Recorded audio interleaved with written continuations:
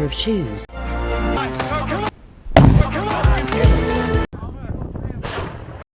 Akkam jirtu hordoftoota keenya har'as sagantaa keenya qabannee dhiyaannee jirra. Sagantaa keenya har'aatiin seenaa Abiraam Liinkenii fi Joon F Kennedy keessatti wantoota tokkodhaan amanuuf nama rakkisan qabannee dhiyaanneerra. Hanga xumura sagantaa keenyatti nu faana turaa isiniin jenna.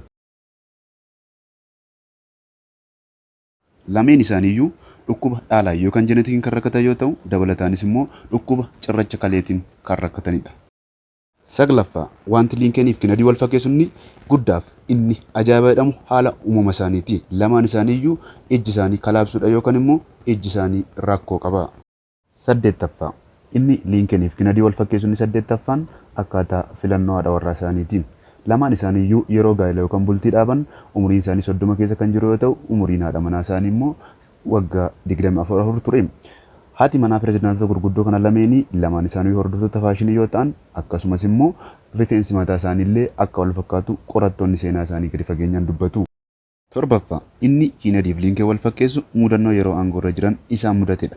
Liinken ijoollee 4 kan qabu yoo ta'u, ilmi isaa inni hangafni osoo inni aangoo irra jiru umurii 18 jalaa du'e. Haaluma wal fakkaatuun Kennedynis ijoollee 4 kan qabu yoo ta'u, ilmi isaa inni hangafni waggaa 18 otoo Kennedyin aangoo irra jiru jalaa du'e.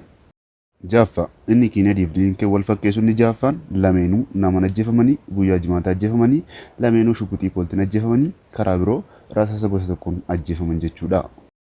Shanaffaa namichi Abiraam Liinken ajjeese kan hordofamee qabame poolisii Beker jedhamu yoo ta'u, haaluma nama ajaa'ibuun waggaa 100 boodas namicha Kennedyin ajjeese poolisiin hordofee qabe namicha maqaan isaa Beker jedhamu yookaan immoo poolisii maqaan isaa Beker jedhamutu namicha sana to'annoo jala galche.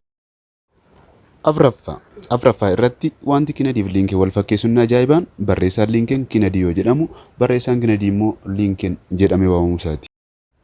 Sadaffaa Liinkenii fi Kennedyin inni wal fakkeessu inni gara biroo du'a baay'ee tuffachuu isaaniiti.